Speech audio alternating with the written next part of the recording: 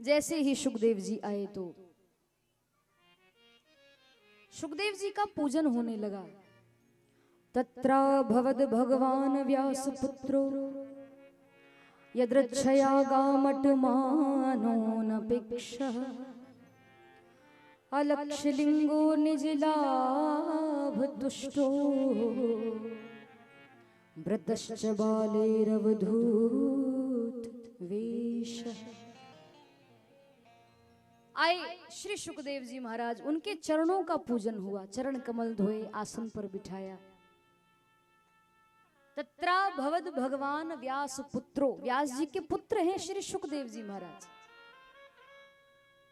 अवधूत वेश, दुनिया से कोई लेना देना नहीं, संसार से कोई रिश्ता नाता नहीं, परमात्मा में लीन रहना, 24 घंटे उसकी याद बनी रहे, ऐसा जीवन सुखदेव जी महाराज का था। वो आए, पूजन हुआ, आसन पर विराजमान हुए और संतों ने पहले ही बता दिया था परीक्षित को कि देखो सुखदेव जी आ रहे हैं, सुखदेव जी आए ना तो उनसे ज्यादा फालतू की बातें मत करना, संसार की चर्चा मत करना, ज्यादा उनकी तारीफ मत करना, क्योंकि कई महात्माओं को अपनी तारीफ सुनना अच्छा नहीं लगता।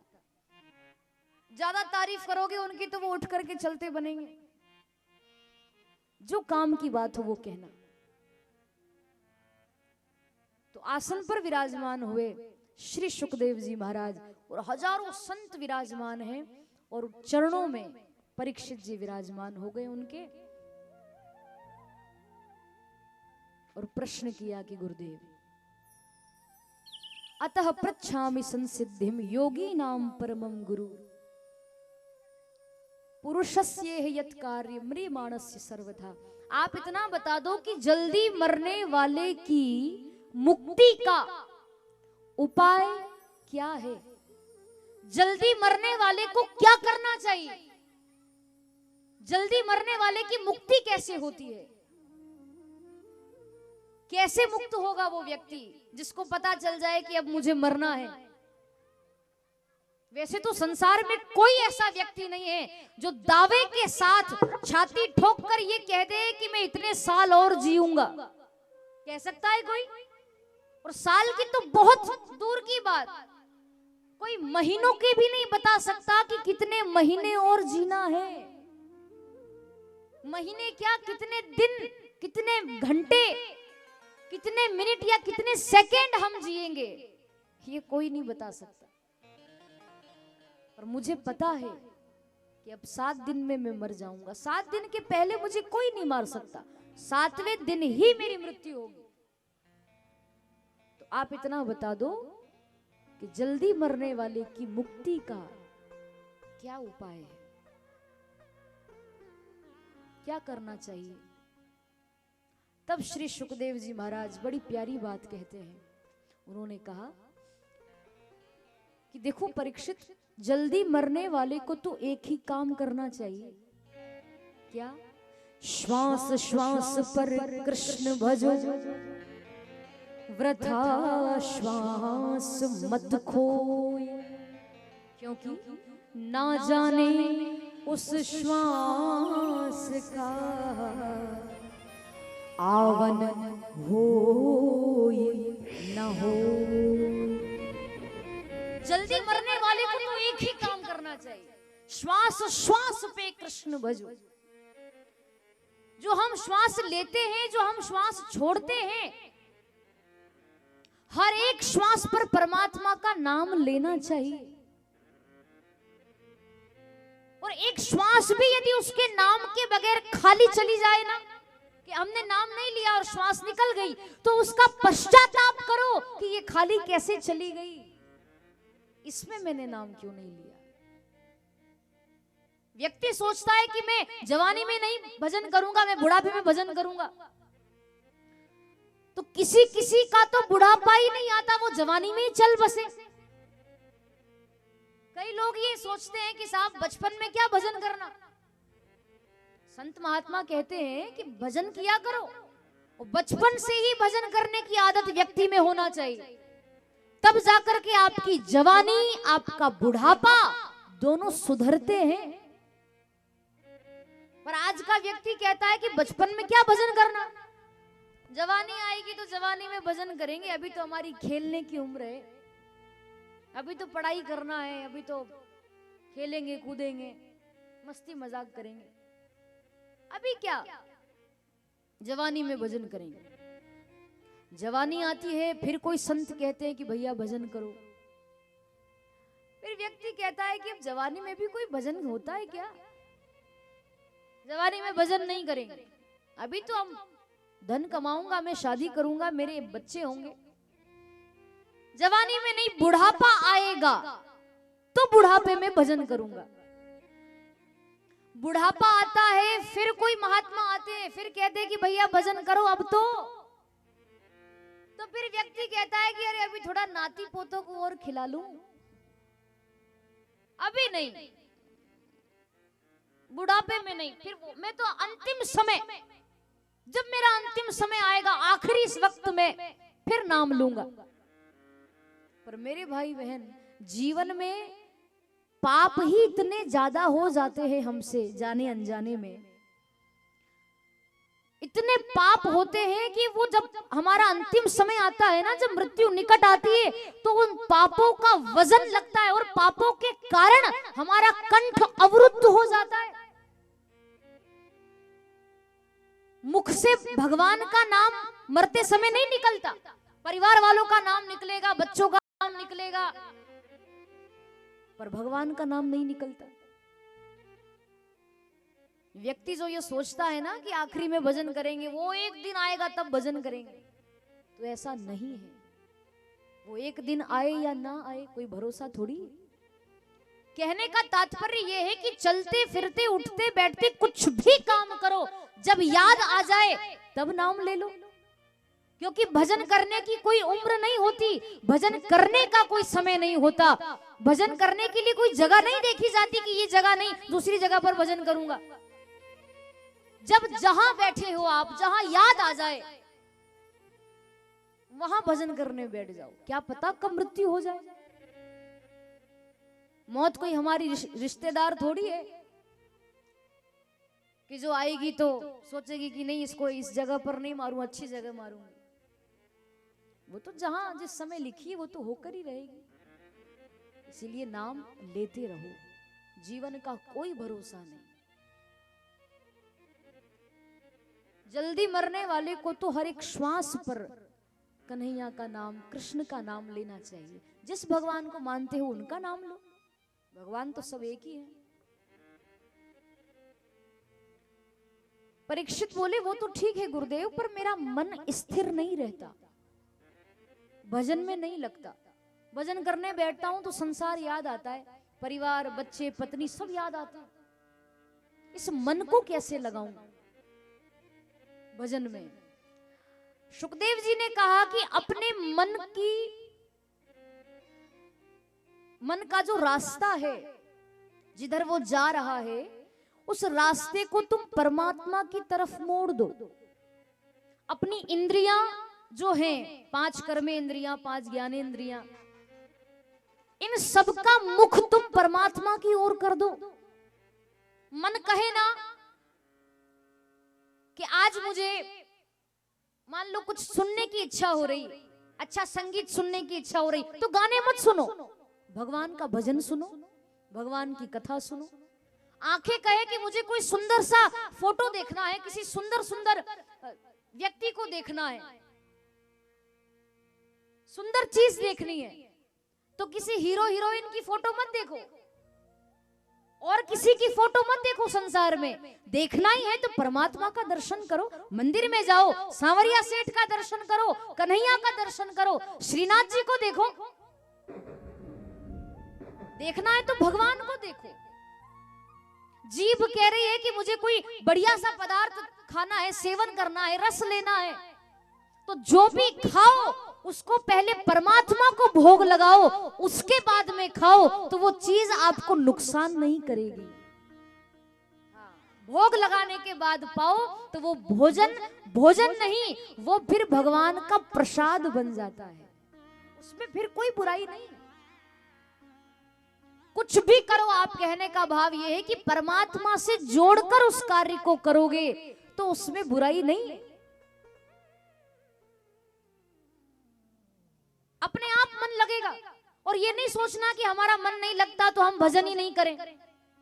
मन ना भी लगे तो भी भजन करने बैठो। आज नहीं लगेगा, कल नहीं लगेगा, परसों नहीं लगेगा, कभी ना कभी तो लगेगा। ये सोच करके उसको छोड़ना नहीं भजन को कि हमारा तो मन ही नहीं लगता। नहीं लगे तो भी करो, और लगे तब तो करना ही चाहिए। सुखदेव जी ने कहा कि परीक्षित, तुमने तो मुझसे प्रश्न कर लिया, एक प्रश्न मैं तुमसे करना चाहता हूं, उत्तर देना। और जो सुखदेव जी ने प्रश्न किया है वो मैं सब आप सबसे करना चाहूंगी। आप भी जिसको जैसा लगे उत्तर देना। सुखदेव जी ने प्रश्न किया परीक्षित से, सब अठे देखो आई। ओ माता जी ग्रीन साड़ी इधर शांति से कथा सुने, कथा में ध्यान दें आप, कोई बात नहीं। सुखदेव जी ने पूछा कि ये बताओ भगवान जल्दी किसको मिलते हैं? ऐसा कौन सा काम करना चाहिए जिससे भगवान जल्दी मिल जाए? अपने अपने उत्तर आप दीजिए, फिर जो परीक्षित जी ने उत्तर दिया वो मैं आपको बताऊंगी। उत्तर भी बड़े विचित्र दिए हैं उन्होंने, सुनकर हंसी भी आती है, पर वो बताऊंगी आपको। लेकिन आप बताओ पहले, इधर ध्यान दो सब। हाँ, भगवान जल्दी किसको मिलते हैं? माताओं, क्या करना चाहिए ऐसा कि जिससे भगवान मिल जाए? पुरुषों में तो सबको मालूम है, भजन कीर्तन करना चाहिए। बढ़िया, बहुत बढ़िया। और उधर बालकनी में पीछे, भगवान जल्दी किसको मिलते हैं? भजन करने वाले को? अच्छा, क्या डांस करने वाले को? दान करने वाले को? अच्छा हाँ, दान करने वाले को, बहुत बढ़िया। इधर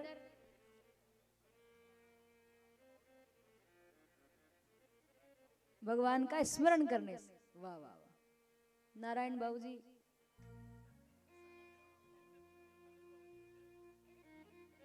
दिल से भगवान को याद करने से, पूर्ण समर्पण के भाव के साथ भगवान को याद करो तो भगवान मिलते हैं। बहुत बढ़िया। प्रमोद जी, आप तो कह दो कथा कराने से मिलते हैं भगवान। ताली बजाओ एक बार। सबसे बड़ा उदाहरण आपके सामने ही बैठा है, कथा कराने से मिलते हैं। तार दिया अपने परिवार को, ताली बजाइए प्रमोद जी के लिए। हाँ, भागवत कथा कराना कोई मामूली बात नहीं, बच्चों बच्ची का खेल नहीं है, ये बहुत बड़ी बात होती है। और ये जो सामने आपके रखी है, ये कोई किताब, कोई पुस्तक या कोई पोथी नहीं है, ये साक्षात भगवान कृष्ण विराजमान है, ये समझिएगा। और उनको लाना, यहाँ बिठाना और इतनी व्यवस्था करना, ये कोई मामूली बात नहीं है। ये प्रमोद जी और उनके बड़े भाई जो मुरली मनोहर जी है, और उनके जो पिताजी, उनके बड़े भाई जो भी हैं, ये परिवार का आशीर्वाद है और सबका सहयोग है, जो इतनी बढ़िया कथा सफल जा रही है। आज का तीसरा दिन है ये, तो ये प्रताप है। पर प्रमोद जी का तो चलो छोड़ो, इनका तो हो गया। भगवान जल्दी किसको मिलते हैं? आपने तो बढ़िया बढ़िया और बड़े अच्छे उत्तर दिए। बड़े ज्ञानी महापुरुष बैठे हैं, माताएं भी सब भक्ति का स्वरूप। किसी ने कहा भजन कीर्तन करने से मिलते हैं, दान करने से मिलते हैं, है ना। पूर्ण समर्पण भाव रखना चाहिए तो भगवान मिलते हैं। हृदय से भगवान को याद करो, मिलते हैं। अब परीक्षित के आप उत्तर सुनो। परीक्षित जी ने कहा कि गुरुदेव, मुझे ये लगता है कि भगवान जल्दी उसको मिलते होंगे जो दिन में 5 बार नहाता है, जो दिन में 5 बार नहाए, बढ़िया चकाचक रहे, उसको भगवान मिलते हैं। सुखदेव जी बोले कि अरे परीक्षित कैसी बात कर रहे हो, अगर दिन में 5 बार नहाने से भगवान मिलते होते तो जिन कोल भीलों को, जिन आदिवासियों को राम जी ने जाकर के दर्शन दिया त्रेता युग में, जिन कोल भीलों को, आदिवासियों को भगवान ने जाकर के दर्शन दिया, वो कोल भील, वो आदिवासी, वो सर्दी के समय में, जाड़े के समय में तो नहाते ही नहीं है, पूरी सर्दी भर नहीं नहाते, तो भगवान उनके यहाँ क्यों गए? अगर ऐसा होता कि 5 बार नहाने वाले को भगवान मिलते तो कोल भीलों के यहाँ क्या भगवान जाते? नहीं जाते, कि ये तो नहाते ही नहीं। पर नहीं, भगवान गए। इसका अर्थ क्या हुआ कि भगवान ये नहीं देखते कि तुम नहा कर आए हो कि नहीं, भगवान तो केवल और केवल आपका मन देखते हैं और आपके मन का भाव देखते हैं कि इसका भाव मेरे प्रति कितना है। भगवान कोई शरीर थोड़ी देखेंगे। बात जो आपने सबने कही वही बात है, ये मन ही तो देखते हैं परमात्मा, आपका भाव ही तो देखते हैं, भाव का ही भूखा है वो, वस्तु का भूखा नहीं है। परीक्षित बोले तो फिर गुरुदेव भगवान तो ये तो देखते होंगे कि आप कितने पढ़े लिखे हो, आपने ग्रेजुएशन किया है कि नहीं, आपके पास कितनी डिग्रियां हैं, ये तो देखते होंगे। सुखदेव जी कहने लगे कि अगर भगवान पढ़ाई लिखाई देखते, डिग्रियां चेक करते, ग्रेजुएशन कंप्लीट है कि नहीं, अगर ये सब भगवान देखते ना, तो भगवान शबरी के यहाँ क्यों जाते, केवट के यहाँ क्यों जाते, मीराबाई को भगवान क्यों मिलते? सूरदास जी, कबीरदास जी, ये कौन से स्कूल में पढ़ने गए थे, कौन से कॉलेज में पढ़ने गई थी मीराबाई? पर उन्होंने, कबीरदास जी ने, सूरदास जी ने, मीराबाई ने, इन संतों ने, महात्माओं ने ऐसे ऐसे पद लिखे हैं भगवान के ऊपर, ऐसे ऐसे दोहे लिखे हैं कि उनके एक एक पद पर, उन एक एक लाइनों पर आज लोग पीएचडी करते हैं, रिसर्च कर रहे हैं कि ये कहां से शब्द लेकर आए, जबकि वो किसी स्कूल कॉलेज का मुख नहीं देखा उन्होंने। वो पहले कहां कोई कॉलेज हुआ करते थे। पर देखो भगवान की कृपा, भगवान ये नहीं देखते कि तुमने कितनी पढ़ाई लिखाई करी, पढ़े लिखे हो कि अनपढ़ हो कि कौन हो, ये बिल्कुल नहीं देखते। परीक्षित बोले फिर भगवान ये तो देखते होंगे कि आपका रंग कैसा है, गोरे हो कि काले हो कि सांवले हो, ये तो देखते होंगे। सुखदेव जी बोले कि परीक्षित भगवान ये भी नहीं देखते, ये तो हम संसार के लोग देखते हैं, कौन कितना गोरा है, कौन कितना काला है, ये सांवला है, ये ऐसी दिख रही है, वो वैसी दिख रही है, आज उसने वैसी साड़ी पहनी, आज उसने ये पहना, उसने वो श्रृंगार किया, उसने, ये तो हम देखते हैं। भगवान ये सब नहीं देखते, भगवान तो केवल और केवल आपका मन देखते हैं। शरीर भले ही आपका कैसा भी हो, काला हो, गोरा हो, सांवला हो, पर आपका मन अंदर से क्लीन होना चाहिए। परमात्मा वही तो देखता है, रंग नहीं देखता भगवान, रुपया पैसा भी नहीं देखते भगवान की कितना धनवान है कि कितना निर्धन है। परीक्षित बोले कि गुरुदेव फिर एक आखिरी बात, भगवान ये जरूर देखते होंगे कि आपकी जात कौन सी है, आप किस जाति के हो, कौन सी समाज से हो, कितनी ऊंची जाति है। सुखदेव जी बोले कि सबसे बड़ी बात, भगवान अगर जाति देखते और जात का अगर भेदभाव रखते तो शबरी के यहाँ क्यों जाते? उसने तो शबर जाति में जन्म लिया था, लोग उसको भिल्ली कहते हैं, केवट नीची जाति का था। और बातें तो छोड़ो, पर विदुर जी के यहाँ भगवान क्यों जाते? वो तो दासी पुत्र थे ना, एक नौकरानी के बेटे थे, उनके यहाँ भगवान क्यों गए? विदुर जी के यहाँ, विदुर जी की पत्नी के हाथों से भगवान ने केले के छिलके खाए, वहां क्यों जाते भगवान अगर जात पात देखते तो? और देखो, भगवान के भक्त की और संत की कोई जात नहीं होती है, और उनकी जात पूछना भी नहीं चाहिए। एक बार उन्होंने ये चोला पहन लिया तो फिर उनकी कोई जात नहीं है। तुलसीदास जी एक चौपाई लिखते हैं कि जाति पाति पूछे ही नहीं कोई, हरि को भजे सो हरि का होई। फिर वहां जाति पाति नहीं देखी जाती।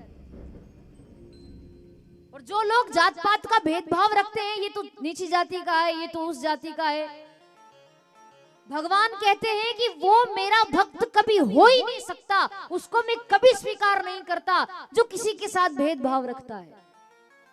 अरे जब मैं खुद भेदभाव नहीं रखता, तुम कौन होते हो रखने वाले? भगवान के यहां से सब एक जैसे आए हैं।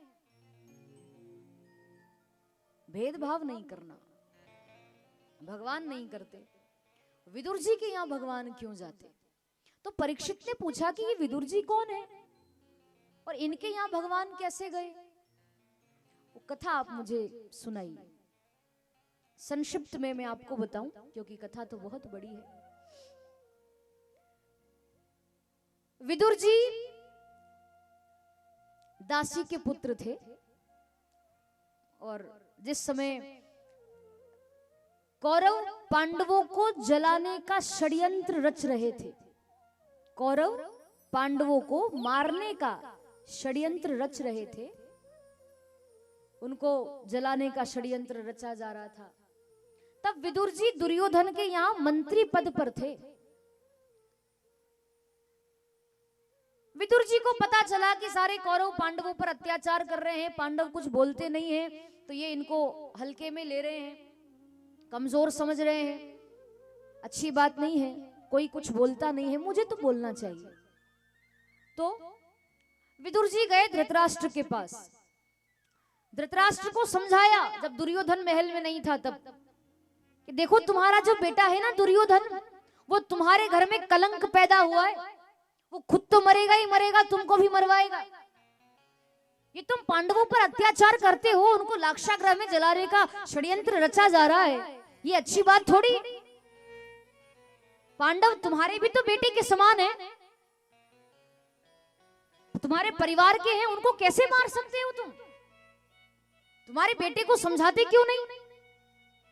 और मैं कोई पांडवों का पक्ष लेने नहीं आया हूं, मैं सत्य का साथ देता हूं। मुझे बहुत गलत लग रहा है ये सब। पांडव तुम्हारे परिवार के हैं, तुम कैसे उन पर अत्याचार कर सकते हो? और वो कुछ बोलते नहीं, इसका मतलब ये नहीं कि वो कमजोर हैं, वो केवल तुम्हारा आदर सम्मान करते हैं, इसीलिए कुछ बोलते नहीं। इसीलिए अपने बेटे को समझाओ कि ऐसा ना करे। खूब समझाने लगे, खूब दुर्योधन की बुराई करने लगे। और धृतराष्ट्र और विदुर जी की चर्चा चल रही थी कि उसी समय दुर्योधन आ गया। उसने ये बात सुन ली तो विदुर जी के पास आकर बोला कि क्यों दासी पुत्र, तुम एक नौकरानी के बेटे हो, उसके बाद भी मैंने तुम्हें अपने यहाँ मंत्री पद दे दिया, और तुम हो कि मेरे पिता से मेरी ही बुराई करते हो। चले जाओ मेरे महल से, आज के बाद मेरे महल में कदम मत रखना। विदुर जी बोले कि मेरा ये कोई भाव नहीं था कि तुम्हारे दिल को ठेस पहुंचे, पर जो गलत है वो गलत है। मैं ऐसी नौकरी नहीं करता जहां गलत काम होते हो, जहां पाप कर्म होते हो, मैं नहीं देख सकता ये सब। विदुर जी ने तुरंत अपने मंत्री पद से इस्तीफा दे दिया, मुझे नहीं चाहिए ऐसी नौकरी। जितनी धन दौलत, रुपया पैसा, रहने के लिए मकान, जो कुछ भी दिया था दुर्योधन ने, वो सब उसको सूद समेत वापस कर दिया कि मुझे तुम्हारा धन भी नहीं चाहिए। और अपनी पत्नी को लेकर विदुर जी, एक कदली का वन था, कदली यानी केले, केले का वन था, बगीचा था। उस बगीचे में उन्होंने एक पर्णकुटी बनाई, घास फूस से कुटिया बनाई, और उसी कुटिया में दोनों पति पत्नी रहने लगे, भगवान का भजन करने लगे। अच्छा ये बताइए, विदुर जी की पत्नी का क्या नाम है? विदुर जी की पत्नी का नाम किसी को मालूम हो तो बताओ। विदुरानी। विदुरानी नाम नहीं है उनका, विदुरानी तो एक प्रकार से सरनेम बोल सकते हैं, या जैसे डॉक्टर की पत्नी डॉक्टर नहीं होती है, पुलिस वाले की पत्नी पुलिस वाली होती है ना, और मास्टर की पत्नी मास्टर नहीं होती है। वैसे विदुर जी की पत्नी विदुरानी, हालांकि उनका नाम विदुरानी नहीं था, असली नाम बताओ। अच्छा आप नाम सोचो, तब तक एक बात और बता दो। जैसे मास्टर की पत्नी मास्टर नहीं होती, गर्ग साहब, नारायण जी ध्यान देना, मास्टर की पत्नी मास्टर नहीं होती, पुलिस वाले की पत्नी पुलिस वाली होती, और क्या बताया था मैंने, डॉक्टर की पत्नी डॉक्टर नहीं होती, डाकिया की पत्नी क्या होगी बताओ?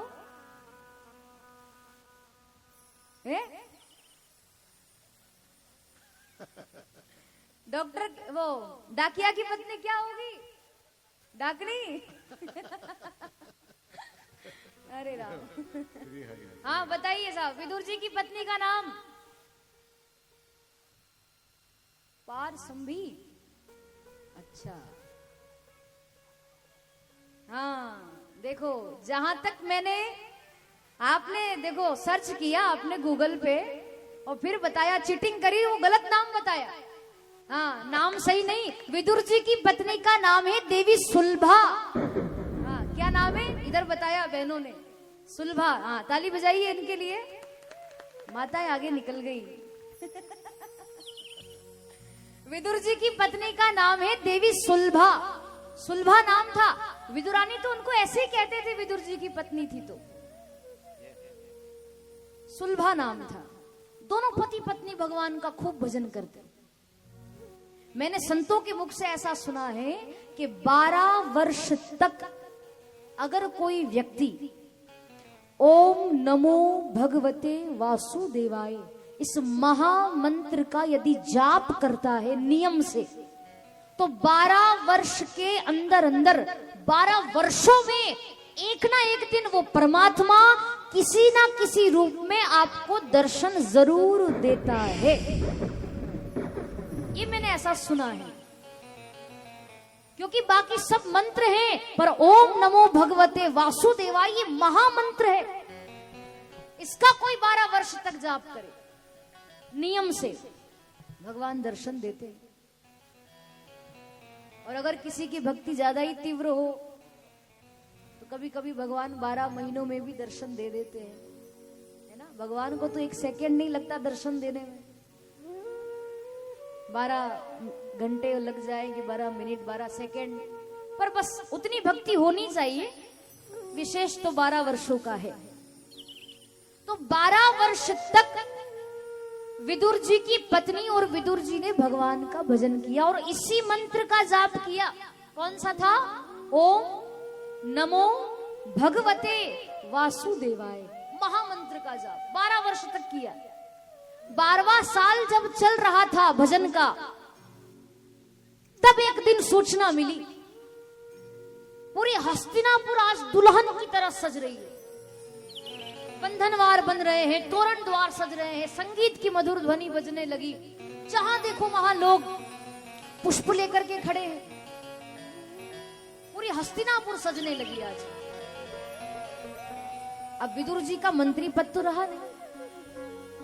नगर में गए, लोगों से पूछने लगे, भैया नगर क्यों सज रहा है? तो किसी ने बताया कि आज साक्षात स्वयं द्वारिकाधीश भगवान कृष्ण शांति दूत बनकर के आ रहे हैं पांडवों के पक्ष में, दुर्योधन से बात करने के लिए। शांति दूत बनकर के आज कृष्ण आ रहे हैं, इसीलिए वो आ रहे हैं, तभी नगर सज रहा है। विदुर जी ने मन में विचार किया कि ये शांति दूत बनना तो एक बहाना है। मुझे पता है कि वो परमात्मा मुझे दर्शन देने के लिए आ रहा है, क्योंकि 12वां साल चल रहा है भजन का। भगवान को तो एक बहाना चाहिए भक्त पर कृपा करने का, किसी भी बहाने से कर दे। फिर विदुर जी अपने घर गए, पत्नी से कहा, अरे सुनती हो, 12 वर्ष से जो हम भजन कर रहे थे, आज वो भजन हमारा सफल होने जा रहा है, क्योंकि स्वयं वो परमात्मा शांति दूत बनकर के आ रहा है। चलो चलो ये सब काम छोड़ो, भगवान का दर्शन करके आते। विदुरानी जी बोली कि अब आपका मंत्री पद तो रहा नहीं, हम कैसे दर्शन करेंगे, हजारों लाखों की भीड़ होगी। विदुर जी बोले कि हजारों लाखों की भीड़ में हम भी खड़े रहेंगे, हम भी भगवान का वहीं से दर्शन करेंगे जहां से सब करेंगे। और सुनो, मुझे इतना विश्वास है, 12 साल से भजन कर रहा हूं, मुझे इतना पक्का विश्वास है उस परमात्मा पर कि हमारी नजर उस पर पड़े या ना पड़े, पर उसकी एक नजर भी यदि हम पर पड़ गई ना तो 12 साल का जो भजन है वो आज यहाँ सार्थक हो जाएगा। तुम क्यों चिंता करती हो? चलो ना दर्शन करके आते।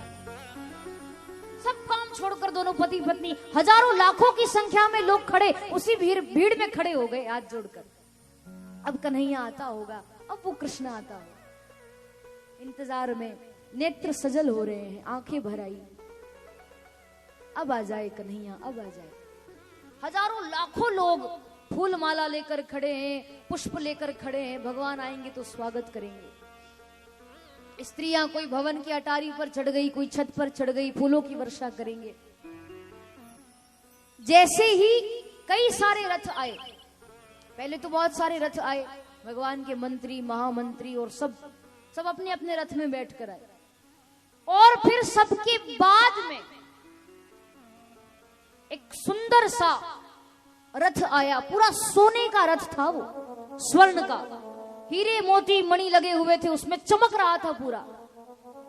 सोने के सिंहासन पर, रत्न जड़ित सिंहासन पर भगवान द्वारिकाधीश विराजमान थे। और जैसे ही भगवान का रथ आया, सबने फूलों की वर्षा शुरू कर दी, फूलों की वर्षा होने लगी, जय जयकार होने लगी। बोलिए द्वारिकाधीश भगवान की।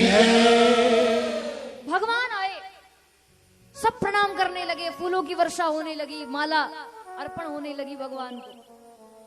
और लाखों की भीड़ में विदुर जी और विदुर जी की पत्नी हाथ जोड़कर खड़े थे। भगवान एक बार हमारी तरफ देख ले। सभी भक्तों पर नजर डाली भगवान ने, और विदुर जी पर नजर गई ना तो मेरे भाई बहन, भगवान अपने आसन से थोड़े से उठे और थोड़े से खड़े होकर भगवान ने विदुर जी को इशारा कर दिया ऐसे। मान लो इशारे में भगवान ये कहना चाहते हो कि चिंता मत करो काका जी, मैं आपके घर जरूर आऊंगा।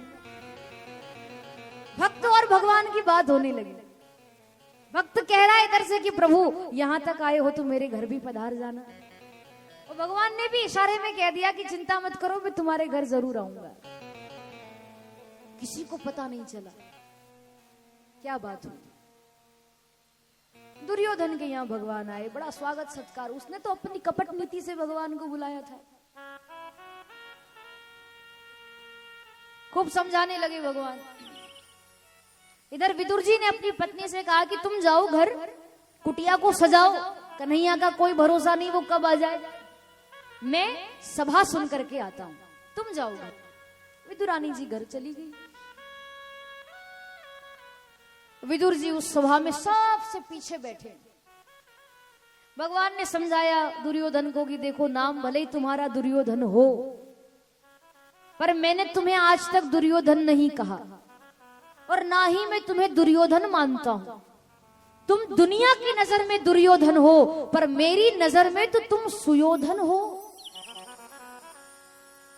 और तुम इतनी बड़ी गलती करने जा रहे हो। पांडव तुम्हारे भाई हैं, तुम्हारे काका जी के लड़के, परिवार के हैं, भले ही आधा राज्य नहीं तो 5 गांव ही उनको दे दो। क्या बिगाड़ा है उन्होंने तुम्हारा? थोड़ी बात को तो समझो, इतने समझदार हो तुम, इतनी मूर्खता कर रहे हो। बड़े प्रेम से शांति से समझाने लगे, 5 गांव ही दे दो, उसी में अपना गुजारा कर लेंगे। खूब समझाया पर दुर्योधन नहीं माना। खड़ा होकर बोला, कैसी बात करते हो कन्हैया, 5 गांव देने की बात करते हो? मैं पांडवों को बिना युद्ध के एक सुई की नोक के बराबर भी भूमि नहीं दूंगा। सुच्च ग्रे नैव दास्यामि बिना युद्धेन केशव, बिना युद्ध के तो सुई की नोक के बराबर भी भूमि नहीं दूंगा। भगवान को अपशब्द कहने लगा। भगवान बोले कि मैं एक शांति दूत बनकर के आया हूं, तुम्हें इतनी भी तमीज नहीं कि एक शांति दूत से कैसे बात करनी चाहिए। धृतराष्ट्र ने कहा कि अरे कन्हैया क्षमा कर दो, बालक है, अभी बुद्धि बच्चों जैसी है। बातचीत होने लगी। दुर्योधन ने कहा कि अच्छा कन्हैया, ये राजपाट की बातें तो बाद में करते रहेंगे, तुम आ रहे हो इस खुशी में, मेरी माँ गांधारी ने तुम्हारे लिए 56 प्रकार का भोग बनवाया है, चलो ना, बड़ी भूख लग रही है, भोजन करते हैं। इतना अपमान दुर्योधन ने भगवान का कर दिया, तो क्या भगवान उसके घर भोजन करेंगे? नहीं। दुर्योधन ने कहा कि चलो भोजन करते हैं। कन्हैया ने मना कर दिया, नहीं, मैं केवल 2 परिस्थिति में ही भोजन करता हूं, ध्यान रखना, भगवान कह रहे हैं दुर्योधन, मैं केवल 2 परिस्थिति में ही भोजन करता हूं। पहली परिस्थिति तो ये कि भोजन कराने वाले के मन में भोजन करने वाले के प्रति श्रद्धा हो, कि ये मेरे घर आए हैं तो बढ़िया भोजन करे, पेट भर के भोजन करे, भाव से श्रद्धा से भोजन कराए, तो भोजन कराना भी काम का। बिना किसी भाव के भोजन करा दो कि साहब कहाँ आ गए, ये भाव नहीं होना चाहिए। भोजन कराने वाले के मन में करने वाले के प्रति अगर श्रद्धा हो तो मैं भोजन करता हूं।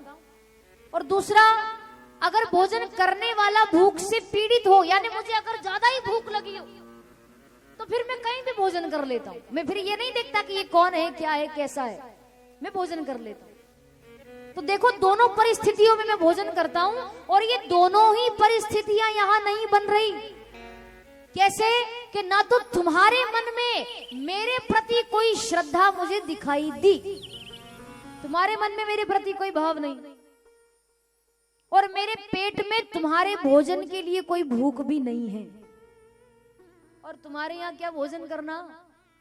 अरे दुर्योधन, आज तो मेरा भोजन विदुर काका के यहाँ है, और सबसे पीछे बैठे थे विदुर जी। विदुर जी ने देखा इधर उधर, विदुर जी बोले ये कन्हैया क्या कह रहा है?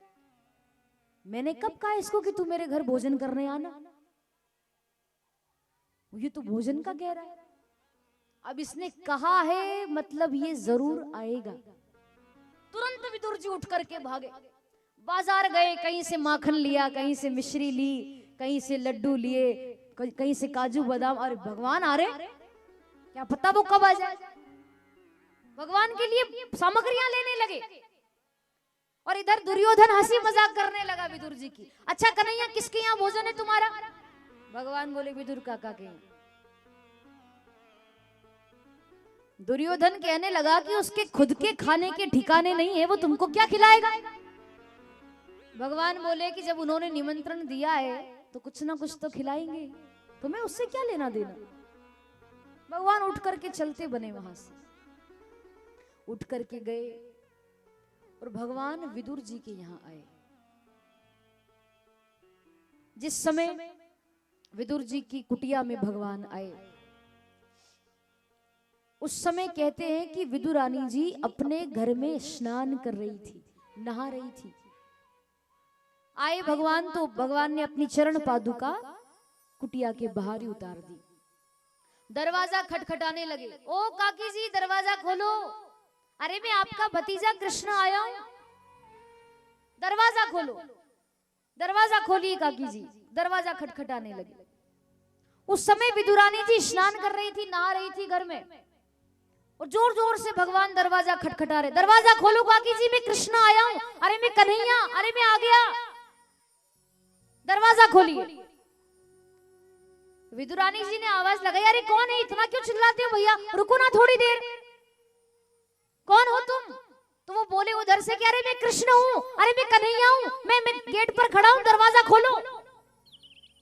और जैसे ही विदुरानी ने सुना कि कृष्ण आया है, कन्हैया आया है, मेरे भाई बहन, विदुरानी जी स्नान कर रही थी और अर्धनग्न थी, वस्त्र नहीं पहने थे, अर्धनग्न थी विदुरानी जी। और जैसे ही कन्हैया का नाम सुना तो नहाते नहाते दौड़ लगाई, और ऐसी दौड़ लगाई, ऐसी दौड़ लगाई, और विदुरानी जी ने जाते से ही दरवाजा खोल दिया। आ जाओ कन्हैया। आ गए तुम। अर्धनग्न थी वो। भगवान समझ गए कि ये मेरे प्रेम प्यार में इतनी पागल हो गई है, भाव विभोर हो गई है, नहाते नहाते दौड़ लगा कर आ गया। तुरंत कन्हैया ने अपना पीतांबर उतारा और अपना पीतांबर उतार करके भगवान ने विदुरानी जी को ओढ़ा दिया।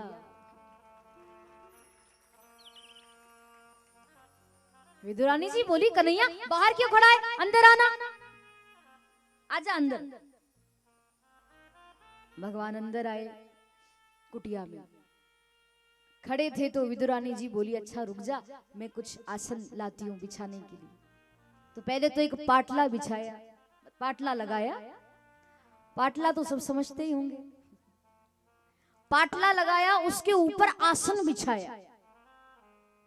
अब देखो, जो पाटला जो आसन भगवान के लिए लगाया था, विदुरानी भगवान के प्रेम प्यार में इतनी पागल हो गई, इतनी भाव विभोर हो गई, इतनी डूब गई कि जो आसन भगवान के लिए लगाया ना, उस पर तो खुद बैठ गई। और भगवान खड़े थे तो बोली, अरे खड़ा क्यों है, नीचे बैठना, बैठ जा। तो भगवान भी नीचे जमीन पर ही बैठ गए। उनको भी नहीं पता कि आसन बिछा है कि नहीं बिछा। आसन पर तो खुद बैठ गई और भगवान से बोली, खड़ा क्यों है, नीचे बैठ। भगवान तुरंत बैठ गए। विदुरानी जी ने पूछा कि लाला सब कुशल मंगल तो है घर परिवार में? कन्हैया बोले, सब कुशल मंगल है काकी जी, आप सुनाइए। काका जी दिखाई नहीं देते। अरे बोले वो गए होंगे बाहर, बाजार गए होंगे। अच्छा अच्छा। और कन्हैया बोले, अब ये बातें तो बाद में करेंगे, पर काकी जी मुझे बड़ी भूख लग रही है, कुछ प्रसाद होता तो भोजन। विदुरानी ने सोचा कि बाप रे, ये तो ऐसे बाजार गए हैं कि आने का नाम ही नहीं लेते, और कन्हैया को भोजन चाहिए, भूख लग रही है, मेरे घर में तो एक अन्न का दाना भी नहीं है, तो क्या करूं? तो कैसे विदुरानी जी ने भगवान को वो केले के छिलके खिलाए और कैसे वो भगवान को वो प्रसाद पवा रही है। भक्त गाते हैं, बड़ा प्यारा भजन है, मेरा बड़ा प्रिय है, प्रसंग भी और ये भजन भी, तो सुनिएगा ध्यान से। विदुरानी जी के घर भगवान आए। भक्त कहते हैं, आज हरि आए विदुर घर पावना, आज हरि आए विदुर घर पावना, आज हरि आए विदुर घर पावना, आज हरि आए विदुर घर पावना, आज हरि आए। विदुर जी के यहाँ आए भगवान, और आज हरि आए विदुर घर पावना। पावना के तो अर्थ होते हैं, एक पावना यानी कि पाने के लिए आए, प्रसाद पाने आए, और एक पावना यानी मेहमान आए। पावना राजस्थानी भाषा में पावना यानी मेहमान, अतिथि आए। तो दो अर्थ हैं इस शब्द के कि आज हरि आए विदुर घर पावना या पावना एक ही बात है। मेहमान आए, पाने के लिए आए, प्रसाद पाने। तो आज हरि आए विदुर घर पावना, आज हरि आए विदुर घर पावना, आज हरि आए, आज हरि आए। ये हो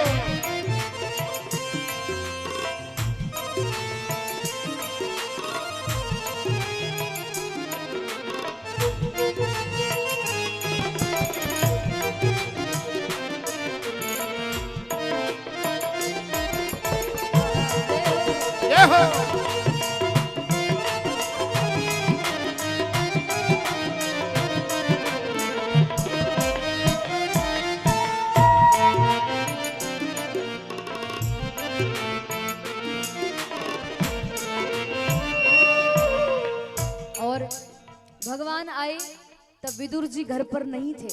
तो भक्त कहते हैं, विदुर नहीं घर थी विदुरानी, विदुर नहीं घर थी विदुरानी। आवत देखे सारंग पानी, आवत देखे भगवान को आते देखा, सारंग पावनी। ले आसन बैठावना, हाँ ले आसन हो बिठावना। क्योंकि आज हरि आए विदुर घर पावना।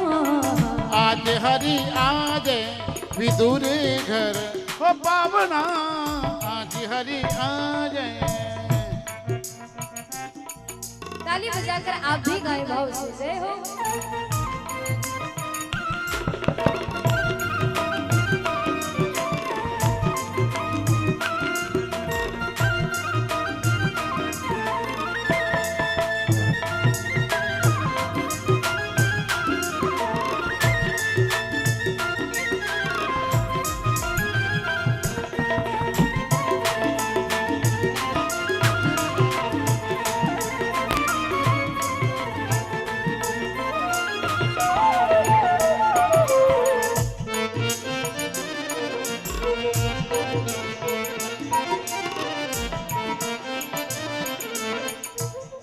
भगवान तो आते से ही बोले कि काकी जी भूख लग रही है। क्या बोले भगवान, कैसे बोले? कहते हैं आवत ही हरि यही सुनाए हूँ, आवत ही हरि यही सुनाए हूँ।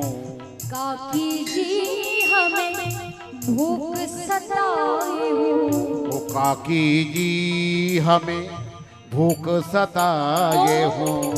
साख पात कछुलाओना, हाँ साक पात कछुलाओना। आज हरि आए विदुर घर पावना। आज हरि आज विदुर घर पावना। अब आज हरि आज। भगवान बोले कि भूख लगी, कुछ प्रसाद लाई, भोजन लाओ। विदुरानी जी सोचे कि मेरे घर में तो एक अन्न का दाना भी नहीं है, क्या खिलाऊं इस कन्हैया को। विचार करने लगी कि चलो जब तक मेरे पति प्रसाद लेकर आते हैं बाहर से, बढ़िया बढ़िया व्यंजन लेकर आते हैं, तब तक मैं इसको फल खिलाती हूँ। तो केले लेकर के आई। अब कदली के वन में तो वो रहते ही थे, केले के बगीचे में। कुछ केले लेकर के आई एक पात्र में, वो भगवान के सामने रखे। कैसे? विदुरानी मन सोच भयो है, विदुरानी मन सोच भयो है।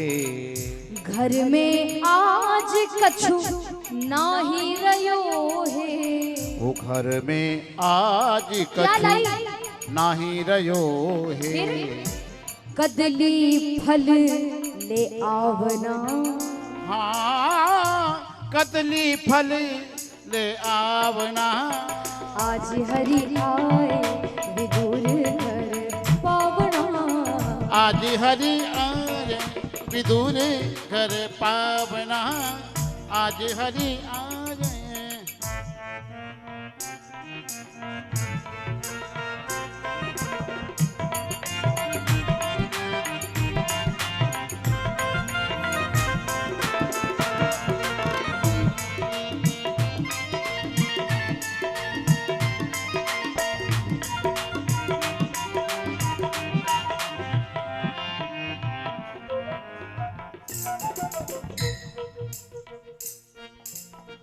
केले लेकर के आई विदुरानी जी। केले भगवान के सामने रखे। अब कन्हैया उस केले को उठाने जाते, उसके पहले ही विदुरानी ने कहा, अरे रुक जा, ऐसे कैसे खा रहा है, मैं अपने हाथों से खिलाऊंगी। भगवान बोले चलो ये भी अच्छी बात है, खिलाइए आप अपने हाथों से। अच्छा, अब विदुरानी अपने हाथों से खिलाने लगी। कैसे? एक केला उठाया, उस केले का छिलका उतारा, और छिलका उतार करके वो जो केला होता है ना, फल सफेद सफेद, वो केला अंदर का जो फल होता है उसको तो उठा करके दूर फेंकती जा रही है और भगवान को छिलका खिलाने लगी। भगवान के मुंह के सामने छिलका कर दिया, ले खा ले। और भगवान ने भी नहीं देखा कि ये छिलका है कि केला है, फल है। भगवान बड़े प्रेम से खाने लगे। कैसे खिला रही विदुरानी? तो कहते हैं कदली कदली दूर गिराए हूँ, कदली कदली दूर गिराए हूँ, छिलके का प्रभु जी को भोग लगाए हूँ, छिलके का प्रभु जी को भोग लगा। बड़े प्रेम से प्रभु पावना, हाँ बड़े प्रेम से प्रभु पावना, आज हरि आए विदुर घर पावना, आज हरि आज विदुर घर पावना, आज हरि केला उठाती, उसका छिलका उतारती, वो फल तो उठा करके दूर फेंकती जा रही है और भगवान को छिलका खिला रही है। बहुत देर हो गई छिलका खाते खाते भगवान को, और बस थोड़ी देर के बाद में विदुर जी आ गए। विदुर जी आए बाजार से सामान लेकर, बढ़िया बढ़िया पकवान व्यंजन लेकर आए। तो आते से आवाज लगाई, अरे देवी दरवाजा खोलो, अरे विदुरानी दरवाजा खोलो। खटखटाने लगे दरवाजा, अरे दरवाजा खोलो। तुम्हें पता है आज सबके सामने कन्हैया ने भरी सभा में कह दिया कि विदुर काका के यहाँ मेरा भोजन है। तो क्षमा करना, मैं घर बताने नहीं आया और मैं सीधा बाजार चला गया था। ये कुछ सामग्री लेकर आया हूं, वो कन्हैया आता ही होगा, उसका कोई भरोसा नहीं कब आ जाए। दरवाजा खोलो, ये सामग्री सजानी है। विदुरानी जी उठ करके गई बहुत गुस्से में, क्योंकि उनका तो भाव लग रहा था ना, अब भाव जुड़ा था, एकदम से पति आ गए तो वो गुस्से में गई। दरवाजा खोला, बोली काहे को चिल्लाते हो, क्यों चिल्ला रहे हो, इतनी देर से कहां थे आप? विदुर जी बोले, अरे बाजार गया था, ये सामान लाया हूं, वो कन्हैया आता ही होगा, कोई भरोसा नहीं कब आ जाए। सबके सामने सभा में कह दिया कि विदुर काका के यहाँ मेरा भोजन है, ये लो सामग्री लो, ये सामग्री सजाओ, वो कन्हैया आता ही होगा। विदुरानी बोली, आता ही नहीं होगा, 1 घंटे से आके बैठा है। कहां गए थे आप? 1 घंटा हो गया उसको आए को, अब आ रहे हो सामान लेकर? विदुर जी बोले, भगवान आ गए। दौड़ लगा कर गए घर में और देखा तो देखते क्या है कि आसन तो दूर बिछा हुआ है और भगवान नीचे जमीन पर बैठे हैं। और विचित्र बात कि भगवान केले के बजाय केले का छिलका खा रहे हैं। विदुर जी को बहुत गुस्सा आया। अभी तक तो पत्नी बरस रही थी, अब विदुर जी बरस पड़े। विदुर जी ने कहा, इधर आ, इधर आओ। अब पत्नी को डांटने लगे विदुर जी। इतने माहिर विदुर जी आए, इतने माहिर विदुर जी आए, विदुरानी पर बहुत रिसाए, विदुरानी पर बहुत रिसाए। क्या बोले? घर की लाज गवाना, हाँ घर की लाज गवाना, आज हरि आए विदुर घर पावना, आज हरि। पत्नी को खूब डांट लगे और फिर भगवान के पास गए कि अब इनकी रिमांड लेता हूँ। भक्त तो भक्त है, भगवान के पास जाकर बोले, अरे कन्हैया, मेरी पत्नी तो तुम्हारे प्रेम प्यार में पागल हो गई, वो तो भाव विभोर हो गई, इतनी डूब गई कि आपको आसन ही लगाना भूल गई। पर आप तो परमात्मा हो, आप तो देखो प्रभु, आप केले के बजाय केले का छिलका खा रहे हो। भगवान ने देखा कि ओहो, काका जी मैं तो भूल ही गया कि केला खा रहा हूं या छिलका खा रहा हूं। विदुर जी बोले, अरे प्रभु कैसी बात करते हो आप, मेरी पत्नी तो चलो भाव में डूब गई, आप भी डूब गए, आपको पता नहीं चला। और आपको बताऊं, भगवान भी भक्त के भाव में इतने डूब गए, भक्त तो डूबा ही डूबा, पर भगवान इतने डूब गए कि विदुरानी जी के हाथ से भगवान ने केले के 40 छिलके खाए। कितने छिलके खाए? 40। क्या पता कब के भूखे थे भगवान, 40 छिलके खा गए। विदुर जी ने कहा बस बस प्रभु बस, बहुत छिलके खा लिया आपने। अरे मैं आपके लिए बढ़िया बढ़िया पकवान लेकर आया हूं।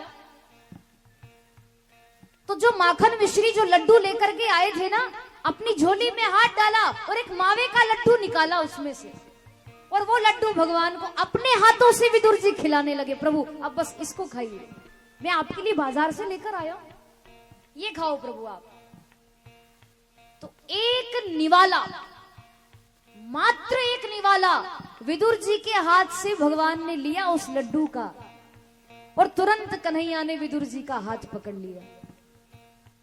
और भगवान बोले कि काका जी, विदुर काका बुरा ना मानो तो एक बात कहूं। विदुर जी बोले हाँ हाँ कहो ना कन्हैया, क्या बात है? भगवान बोले देखो बुरा मत मानना। अरे हाँ, आपकी बात का कोई बुरा मानूंगा क्या? बताओ ना क्या कहना चाहते हो। भगवान बोले कि काका जी आप भले ही बड़े प्रेम से मेरे लिए ये लड्डू लाए हैं, बाजार से लाए हैं, खर्चा करके लाए हैं, पर एक बात बताऊं, जो स्वाद मुझे उन केले के छिलकों में आ रहा था ना, वो स्वाद इन लड्डुओं में नहीं है।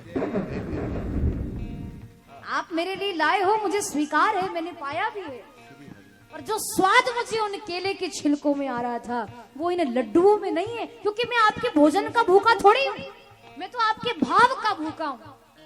भगवान कहते हैं कि भाव का भूखा हूं मैं, भाव ही जग सार है, भाव से मुझको भजो तो भव से बेड़ा पार है। और भाव बिन रीझू नहीं, मैं गाड़ी भर सामान से, पर रीझ जाता हूं केवल एक प्रेम के नाम से। भगवान तो भाव के भूखे हैं, भोजन के भूखे नहीं। इसीलिए भगवान बोले क्या, सुनहु विदुर हम भाव के भूखे, सुनहु विदुर हम भाव के भूखे, भाव बिना सब व्यंजन रूखे, भाव बिना सब तो व्यंजन रूखे, ऐसा स्वाद नहीं आवना। हाँ ऐसा स्वाद नहीं आवना।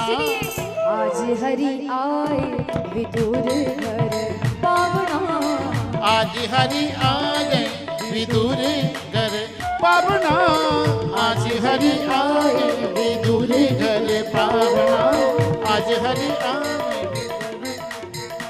और ऐसे नहीं, सभी लोग दोनों हाथ खड़े करें, पूरे पूरे हाथ, और मेरे साथ में गाएंगे ताली बजाकर। क्या हो सबसे ऊंची प्रेम सगाई, सबसे ऊंची प्रेम सगाई, सबसे ऊंची प्रेम सगाई, सबसे ऊंची प्रेम सगाई। क्योंकि दुर्योधन की मेवा त्यागी, दुर्योधन की मेवा त्यागी, अरे दुर्योधन की मेवा त्यागी, दुर्योधन की मेवा त्यागी, और साग विदुर घर खाई, हो साग विदुर घर खाई, सबसे ऊंची प्रेम सगाई, सबसे ऊंची प्रेम सगाई, सबसे ऊंची प्रेम सगाई, वो सबसे ऊंची प्रेम सगाई,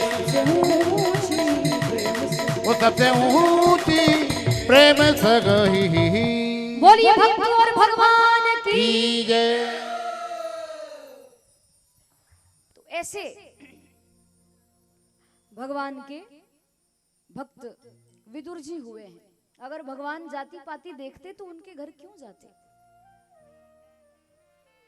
और देखो, भजन करने की कोई उम्र नहीं होती, भजन करने का कोई समय नहीं होता, किसी भी समय कर सकते हैं, कभी भी नाम लो। आगे वाराह भगवान की कथा आती है। वाराह अवतार 24 अवतार में भगवान का दूसरा अवतार है ये। वाराह भगवान ब्रह्मा जी की नासिका से प्रकट हुए थे और हिरण्याक्ष का वाराह भगवान उद्धार करते हैं। पृथ्वी समुद्र में चली गई थी तो वाराह भगवान ने ही आकर के पृथ्वी की स्थापना की और हिरण्याक्ष का उद्धार करते हैं। बोलिए वाराह भगवान की जय। ध्रुव जी की कथा आती, कथा तो बहुत है परंतु विशेष जो कथा है हम उसमें प्रवेश करेंगे। ध्रुव जी की कथा आती है कि मात्र 5 वर्ष की उम्र में ध्रुव जी ने भगवान को पाया। जैसा मैंने आपको बताया कि भजन करने की कोई उम्र नहीं होती। जो लोग ये कहते हैं कि जवानी में भजन करेंगे, बुढ़ापे में भजन करेंगे, उनके लिए ध्रुव जी एक बहुत अच्छा उदाहरण है। अगर वो भी ये सोचते तो वो 5 वर्ष की उम्र में परमात्मा को क्यों पाते। उत्तानपाद राजा के बेटे ध्रुव जी, मां का नाम सुनीति था, पर उसने उत्तानपाद राजा ने दूसरा विवाह किया सुरुचि से और उसने अपने पिता की गोद में ध्रुव जी को बैठने नहीं दिया। सुरुचि ने, ध्रुव जी जंगल में गए, भगवान की तपस्या की, चतुर्भुज रूप में नारायण भगवान ने उनको दर्शन दिया और ध्रुव जी ने मात्र 5 वर्ष की उम्र में भगवान को पाया। अंतिम समय जब आया तो मृत्यु पर विजय प्राप्त करके ध्रुव जी भगवान के धाम को गए हैं। ध्रुव जी की मृत्यु नहीं हुई थी, मृत्यु पर विजय प्राप्त की, ऐसी कथा आती है। बोलिए ध्रुव जी महाराज की जय। कपिल देवहूति संवाद आता है और उसके बाद में कथा आती है भगवान के परम भक्त की, जिनका नाम था प्रहलाद, है ना। बस ये प्रहलाद की कथा करके हम लोग इस कथा को आज यहाँ विश्राम देंगे। तो आपसे निवेदन है कि 5-10 मिनट और बैठ जाइए, क्योंकि अभी झांकी भी आने वाली है। नरसिंह भगवान पधारेंगे, प्रहलाद जी, बहुत ही सुंदर झांकी, हिरण्यकश्यपु। हाँ, यहाँ पूरा प्रदर्शन होगा और आप कथा श्रवण जरूरी नहीं कि 4 बजे का समय है तो 4 बजे ही आरती हो, 4 से 4:15 या 4:30 भी हो जाए तो कोई दिक्कत नहीं है ना। हाँ, 5 भी बज जाए तो कोई दिक्कत नहीं है, है ना। बस वही तो कथा सुनाने में भी आनंद आए, है ना। बैठ जाइए आप, बस थोड़ी देर और बैठ जाए माताएं। और बहुत सुंदर झांकी आने वाली है। हाँ, बाकी तो सब आप कथा सुने, कथा पर ध्यान दें। बोली गोपाल कृष्ण भगवान की जय। हिरण्यकश्यपु को पता चला कि भगवान नारायण ने मेरे भाई हिरण्याक्ष को मार दिया। वाराह ही तो नारायण है, नारायण ही वाराह बनकर आए थे। तो भगवान ने मेरे भाई को मारा है, अब मैं मेरे भाई की मौत का बदला लूंगा। बदला लेने के लिए भगवान से दुश्मनी करने लगा। हिरण्यकश्यपु जंगल में तपस्या करने के लिए गया, उसके 3 पुत्र थे और हिरण्यकश्यपु की पत्नी का नाम था कयाधु। 3 बालक थे उसके और 4था पुत्र उसके गर्भ में था। इंद्र की कोई पुरानी दुश्मनी थी हिरण्यकश्यपु से, तो जब वो जंगल में तपस्या करने गया ना, तो इंद्र ने आकर के उसके 3 बच्चों को मार दिया और 4थे बालक को भी मारने के लिए जा रहे थे। तब नारद जी वहां आए और नारद जी ने समझाया कि जिस बालक को तुम मारने जा रहे हो ये कोई साधारण बालक नहीं है, ये तो भगवान का भक्त है, इसको मत मारो। तब इंद्र ने उसे छोड़ दिया। जब तक हिरण्यकश्यपु लौटा नहीं तप करके, भजन करके जब तक वापस नहीं आया, तब तक नारद जी ने कयाधु को अपने आश्रम में रखा और उसको भागवत कथा श्रवण कराई, भगवान की कथा को सुनाया। क्योंकि जो गर्भवती स्त्री होती है ना, उसको ज्यादा से ज्यादा भगवान की कथा सुनना चाहिए। ज्यादा से ज्यादा अच्छी अच्छी किताबों को पढ़ो, अच्छे अच्छे ग्रंथों को, शास्त्रों को पढ़िए। क्योंकि जैसा आप सुनोगे, जैसा आप व्यवहार करोगे, जैसा आपका स्वभाव है, आपके मन की जो वृत्तियां होती है, विचार होते हैं, उन सब का असर, पूरा पूरा असर उस बच्चे पर पड़ता है। अगर आप चाहते हो कि भक्त जैसी औलाद जन्म लेकर आए, संत हमारे यहाँ जन्म लेकर के आए, तो कथा श्रवण करो, बहुत फल मिलता है, बहुत लाभ मिलता है। अब कयाधु को भागवत कथा श्रवण कराई, उसका ये परिणाम हुआ कि जब वो हिरण्यकश्यपु आया तप करके, और उसके यहाँ जब कयाधु ने चौथे बालक को जन्म दिया तो वो बालक कोई साधारण बच्चा नहीं, वो भगवान का भक्त ही पैदा हुआ और नाम भी उनका प्रहलाद था। प्रहलाद नाम रखा उनका। प्रहलाद जी भगवान के बहुत बड़े भक्त हुए। बचपन से ही कहते हैं कि गर्भ से ही शिक्षा प्राप्त करके आए थे प्रहलाद जी, क्योंकि माँ ने कथा सुनी थी तो वो बच्चे के भी कान में पड़ी, उसका असर बालक पर हुआ। हिरण्यकश्यपु ने कहा, प्रहलाद जब थोड़े बड़े हुए तो कहा कि इसको गुरुकुल में भेज दो, गुरु षंडमर्क के साथ रहेगा, उनसे शिक्षा प्राप्त करेगा। अब राक्षसों की गुरुकुल में, स्कूल में प्रहलाद जी को भेज दिया पढ़ने के लिए, पर वो तो गर्भ से ही शिक्षा प्राप्त करके आए थे, उनको कौन पढ़ा सकता है। षंडमर्क गुरुजी मारने काटने की विद्या सिखाते, युद्ध करने की, अब वो तो राक्षस का स्कूल था, राक्षसों वाला। पर प्रहलाद जी ये सब नहीं सीखते। प्रहलाद जी तो भगवान का भजन ही करते और अपने मित्रों को भी कहते कि तुम भी भजन किया करो।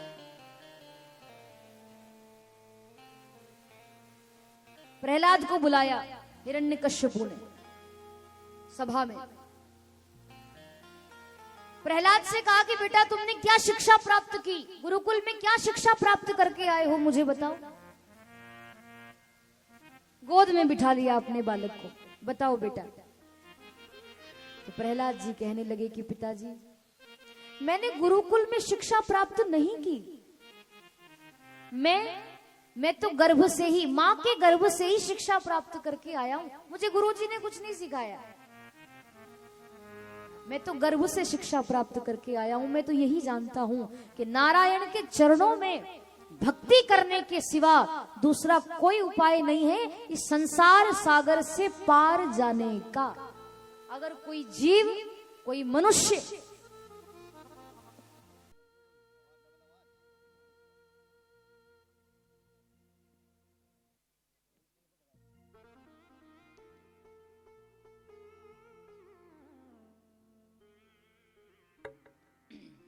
बाकी सब कथा पर ध्यान दें। हिरण्यकश्यपु से कहा कि पिताजी अगर संसार सागर से पार जाना है तो भगवान का भजन करो। इस संसार में भगवान का भजन ही जीवन का सार है, दूसरा कोई सार नहीं। और संसार की चीजों में आपको सुख मिल सकता है, मजा आ सकता है, पर आनंद नहीं आ सकता। आनंद चाहिए तो भजन करो। खूब भगवान की वंदनाएं करने लगे प्रहलाद जी, बखान करने लगे गुणों का, नारायण नारायण भगवान की। हिरण्यकश्यपु को बड़ा क्रोध आया कि कैसी बात करता है, जिस नारायण का तुम नाम ले रहे हो वो नारायण मेरा दुश्मन है, मेरा शत्रु है, वो उसको तुम भगवान कहते हो। कोई भगवान भगवान नहीं, मैं भगवान हूं, मुझे भगवान समझो, मुझे भगवान मानो, मैं हूं तुम्हारा भगवान। प्रहलाद जी बोले नहीं,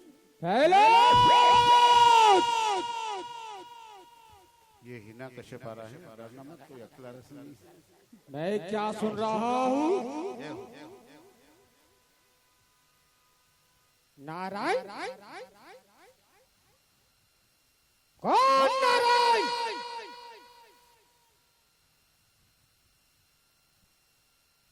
कितनी बार बोला है तेरे से मेरी पूजा कर, मेरी? कौन नारायण?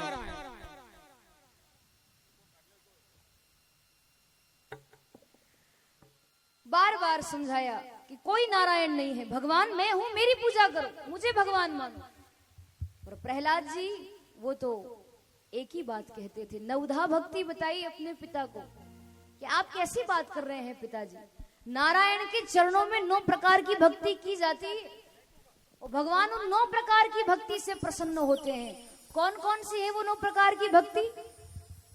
श्रवणम कीर्तनम विष्णु, स्मरणम पाद सेवनम, अर्चनम वंदनम दास्यम, सख्य आत्मनिवेदनम। ये 9 प्रकार की भक्ति भगवान के चरणों में की जाती है। श्रवणम कीर्तनम विष्णु, कथा को श्रवण करो परमात्मा की, और जिसकी आप कथा सुनकर आए हो घर जाकर उसका कीर्तन करो, उसका स्मरण करो, उसकी वंदना करो, अर्चना करो, परमात्मा से एक संबंध जोड़ लो और अंत में आत्म निवेदनम, अपना पूरा जीवन उसको समर्पित कर दो, पूरा समर्पण हो जाओ उसके लिए। ये बातें जब बताने लगे तो हिरण्यकश्यपु को बड़ा क्रोध आया। मैंने तुझे 1000 बार मना किया है कि नारायण का नाम मेरे सामने मत लिया कर, और तुम ऐसी बात करते हो। क्या?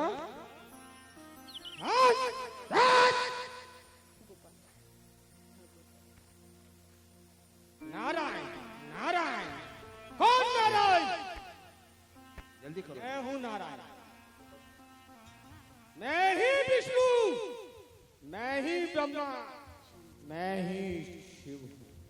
कौन विष्णु? हाँ? हमेशा नारायण नारायण का नाम लेती हूँ, बता कहाँ है तेरा नारायण? प्रहलाद जी बोले वो तो सब जगह है, आपके अंदर भी है, मेरे अंदर भी है।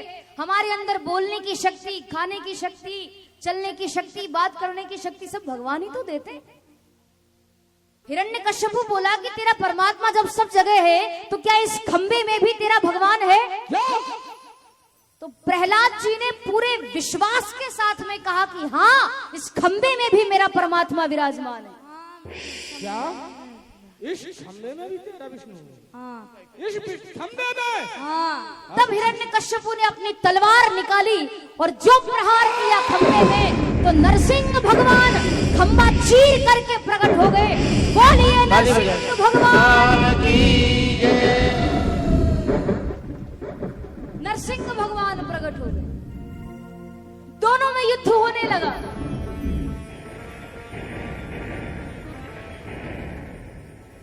भगवान नरसिंह प्रकट, थोड़े दूर दूर हो जाओ, आराम से। नरसिंह भगवान और हिरण्यकश्यपु में युद्ध शुरू हुआ। युद्ध चलने लगा, बड़ा भारी युद्ध शुरू हुआ।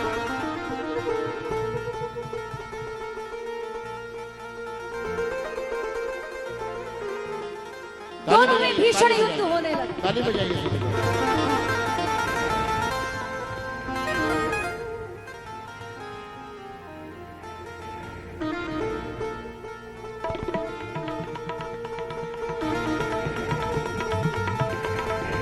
बोली नरसिंह भगवान की जय हो।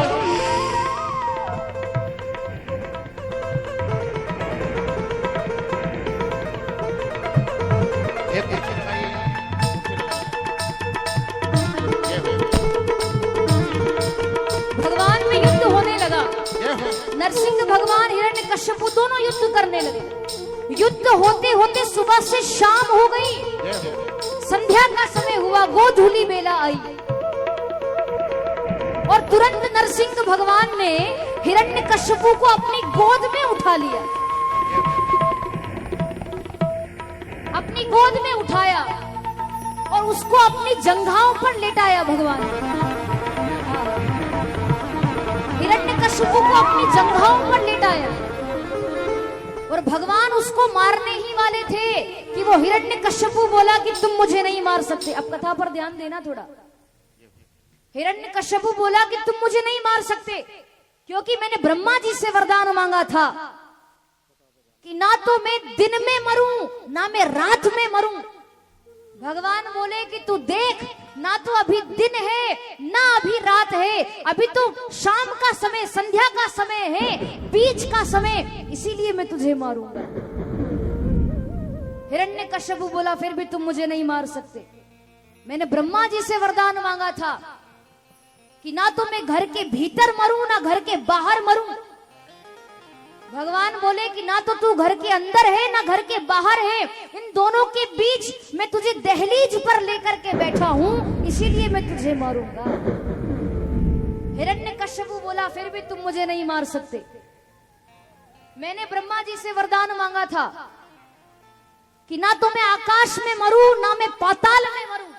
तो भगवान बोले ये ना तो आकाश है ना पाताल, इन दोनों के बीच में मेरी जंघाओं पे तू लेटा है, इसीलिए मैं तुझे मारूंगा। हिरण्यकश्यपु बोला कि फिर भी तुम मुझे नहीं मार सकते। मैंने ब्रह्मा जी से वरदान मांगा था, ना तो मैं अस्त्र से मरूं ना किसी शस्त्र से।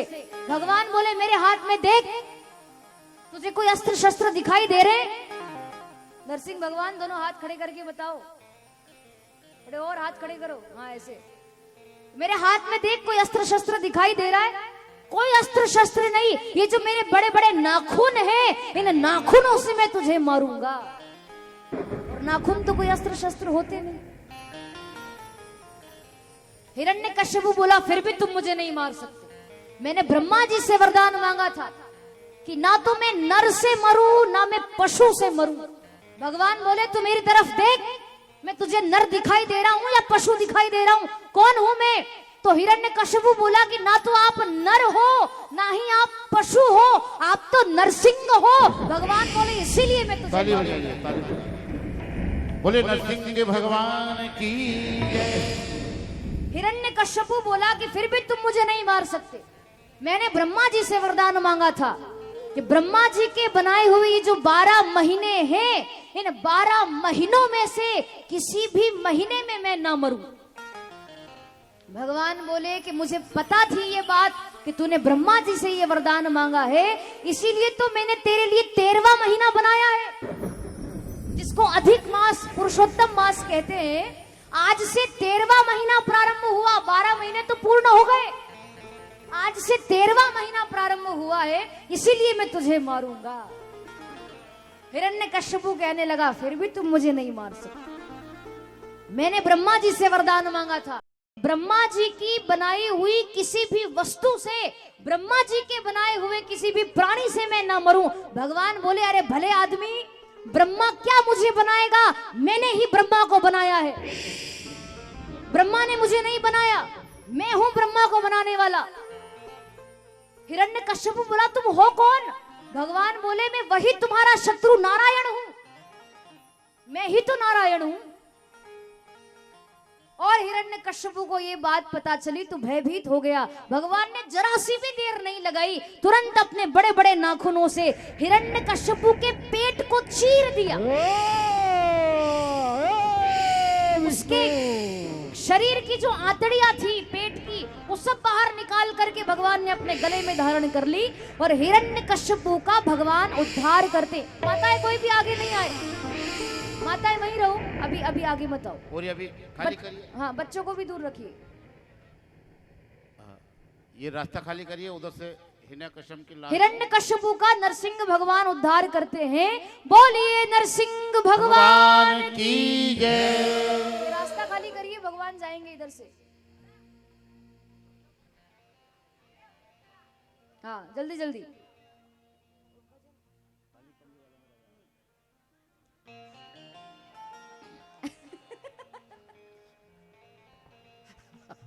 ताली बजाइए जोरदार। जय हो। बोले नरसिंह भगवान की जय हो। जय हो। बोलो राम नाम सत्य। वाह वाह वाह वाह। बाकी सब अटे देखो, सब अटे देखो। तो नरसिंह भगवान ने हिरण्यकश्यपु का उद्धार किया और भगवान का कोप शांत नहीं हो रहा था। लक्ष्मी जी भी वहां पधारी, पर लक्ष्मी जी से भी कोप शांत नहीं हुआ। तब नारद जी ने कहा कि भगवान का कोप तो केवल प्रहलाद ही शांत कर सकते हैं, उनको भेजो भगवान के पास। तब प्रहलाद जी गए, भगवान के चरणों में गिर पड़े और भगवान से प्रार्थना करने लगे, निवेदन करने लगे। क्या कहने लगे? आइए आप और हम भी गाएं, ये आखिरी भजन है, इसके बाद आरती हो जाएगी। हाँ सब नाचेंगे इसमें, सब नाचें। और क्या कह रहे हैं प्रहलाद जी? अरे काली कमली वाला, काली कमली वाला मेरा यार है, काली कमली वाला मेरा यार है, हो यार है, वो मेरे मन का मोहन तू दिलदार है, हो काली कमली वाला मेरा यार है, अरे यार है, मेरे मन का मोहन तू दिलदार है, वो तू मेरा यार है, मेरा दिलदार है, तू तू मेरा यार है, मेरा दिलदार है। तू मेरा यार है, मेरा दिलदार है। तू मेरा यार है, मेरा दिलदार है। होए होए होए काली कमली वाला मेरा यार है, यार है। अरे मेरे मन का मोहन तू दिलदार है। ओ काले कमली वाला मेरा यार है, ओ यार है। मेरे मन का मोहन तू दिलदार है।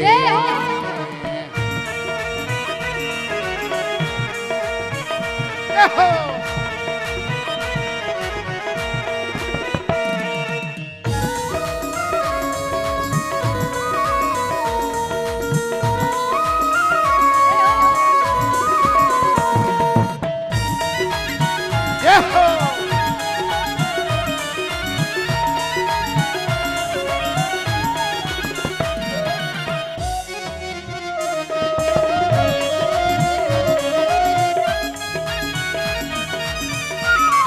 और मनमोहन में तेरा दीवाना, गाँव बस अब यही तराना। वो गाऊं बस अब यही तराना, गाऊं बस अब यही तराना। अरे मनमोहन में तेरा दीवाना, गाँव बस अब यही तराना। वो गाऊं बस अब यही तराना, गाऊं बस अब यही तराना। शाम सलोने तू मेरा एतबार है, हो शाम सलोने तू मेरा एतबार है। अरे मेरे मन का मोहन तू दिलदार है। वो काली कमली वाला मेरा यार है, अरे यार है। मेरे मन का मोहन तू दिलदार है। बोली सावरिया सेठ की। ये हो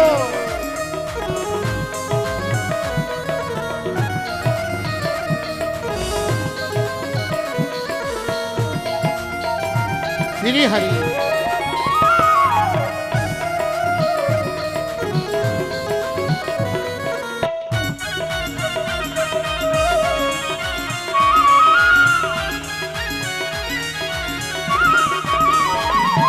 तू मेरा मैं तेरा प्यारे, ये जीवन अब तेरे सहारे। ये जीवन अब तेरे सहारे, ये जीवन अब तेरे सहारे। अरे तू मेरा मैं तेरा प्यारे, ये जीवन अब तेरे सहारे। ये जीवन अब तेरे सहारे, ये जीवन अब तेरे सहारे। तेरे हाथ में जीवन की पतवार है, पतिवार है, तेरे हाथ में जीवन की पतवार है। पतिवार है। अरे मेरे मन का मोहन तू दिलदार है।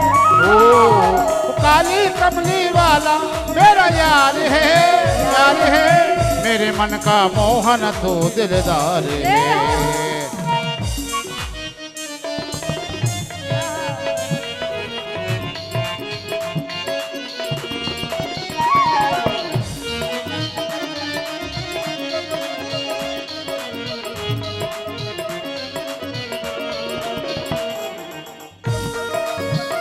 ये हो श्री हरि।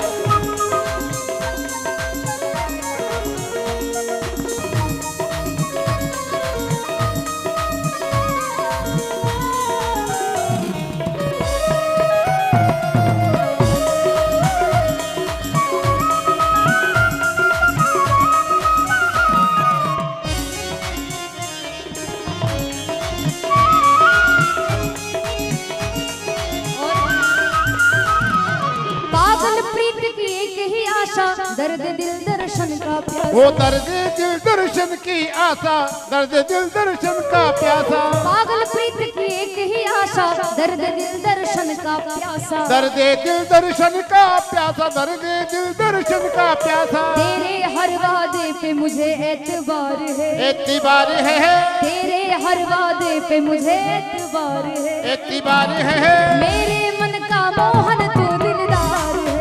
ओए होए होए काली कमली वाला मेरा यार है, ओ यार है। मेरे मन का मोहन तो दिलदार है।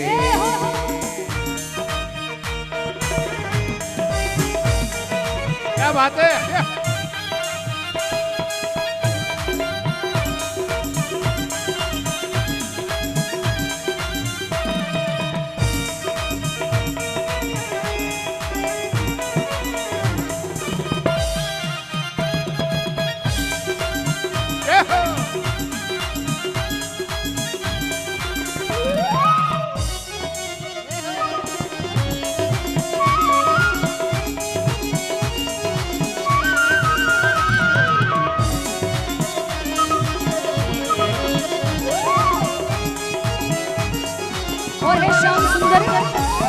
तुझको अपना मान लिया है, ये जीवन तेरे नाम किया है। ये जीवन तेरे नाम किया है, ये जीवन तेरे नाम किया है। अरे तुझको अपना मान लिया है, ये जीवन तेरे नाम किया है। ये जीवन तेरे नाम किया है, ये जीवन तेरे नाम किया है। हम भक्तों को बस तुझसे ही प्यार है। प्यार है। अच्छा बताओ किस किस को प्यार है कन्हैया से? दोनों हाथ खड़े करके बताओ, ये हो ताली बजाकर कहेंगे। अरे हम भक्तों को बस तुझसे ही प्यार है। वो प्यार है। मेरे मन का मोहन तू दिलदार है। हो काली कमली वाला मेरा यार है। मेरे मन का मोहन तो दिलदार है। वो मेरे मन का मोहन तू दिलदार है। मेरे मन का मोहन तो दिलदार है। मेरे मन का मोहन तू दिलदार है। मेरे मन का मोहन तो दिलदार है। अरे मेरे मन का मोहन तू दिलदार है। वो मेरे मन का मोहन तो दिलदार है। बोली गोपाल कृष्ण भगवान की, नरसिंह भगवान की जय।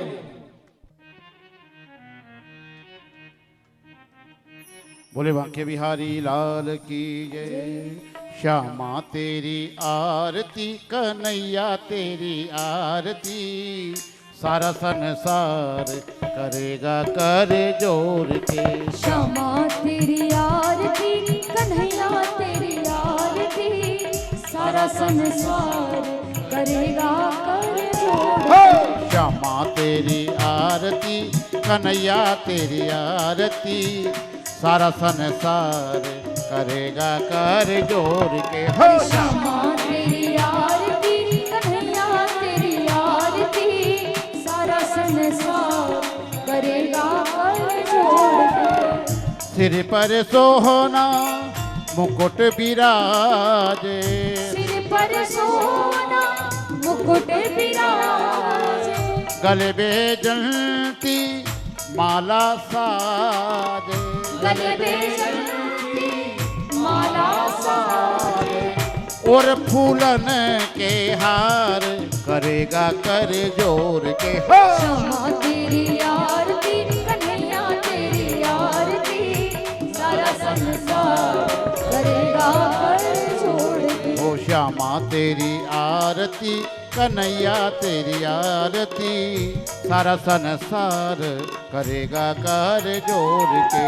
श्यामा श्यामा तेरी तेरी आरती, कन्हैया तेरी आरती, सारा संसार करेगा कर जोड़। ओ ब्रह्मादिक तेरो जस गावे, ब्रह्मादिक तेरो जस गावे, नारद शारद ध्यान लगावे। ओ नारद शारद ध्यान लगावे, और करे जय जयकार करेगा कर जोर के। हो श्यामा श्यामा तेरी आरती, कन्हैया तेरी आरती, सारा संसार करेगा कर जोड़ के।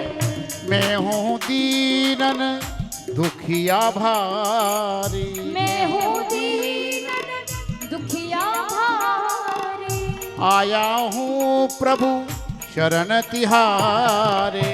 आया हूँ प्रभु शरण तिहारे। ओ रखियो लाज हमारी करेगा कर जोर के। अरे श्यामा तेरी आरती, कन्हैया तेरी आरती, सारा संसार करेगा कर जोड़ के। ओ अपने चरण की भक्ति दीजो, अपने चरण की भक्ति दीजो, अपनी शरण में हमें रख लीजो। अपनी शरण में मोहे रख दीजो। ओ करो भव सागर पार करेगा कर जोर के। ओ श्यामा तेरी आरती, कन्हैया तेरी आरती, सारा संसार करेगा कर जोड़ के। ओ श्यामा तेरी आरती, कन्हैया तेरी आरती, सारा संसार करेगा कर जोर के। हो श्यामा श्यामा तेरी आरती, कन्हैया तेरी आरती, सारा संसार करेगा कर जोड़ के। ओ प्रेम प्रभु प्रिय आरती गावे, प्रेम प्रभु प्रिय आरती गावे। श्री राधा माधव पद पावे, श्री राधा माधव पद पावे। ओ वाछे सुयस अपार, करेगा कर जोर के श्यामा तेरी आरती, कन्हैया तेरी आरती। सारा संसार करेगा कर जो, हो श्यामा तेरी आरती, कन्हैया तेरी आरती। सारा संसार करेगा कर जोर के श्यामा तेरी आरती, कन्हैया तेरी आरती। सारा संसार करेगा कर्पूर घोरम करुणावतारम, संसार सारम भुजगेन्द्रहारम। सदा वसन्तं हृदयारविन्दे, भवं भवानी सहितं नमामि। तुम्ही हो माता च पिता, तुम्ही हो बंधु च सखा, तुम्ही हो वीर्य च द्रविणं, तुम्ही हो सर्वं मम देवी देव। सर्वमंगल मांगल्ये शिवे सर्वार्थ साधके, शरण्ये त्र्यंबके गौरी नारायणी नमस्तुते, नारायणी नमस्तुते, नारायणी नमस्तुते, नारायणी नमस्तुते, नारायणी नमस्तुते। आरार्तिकं जलील शीतलीकरणं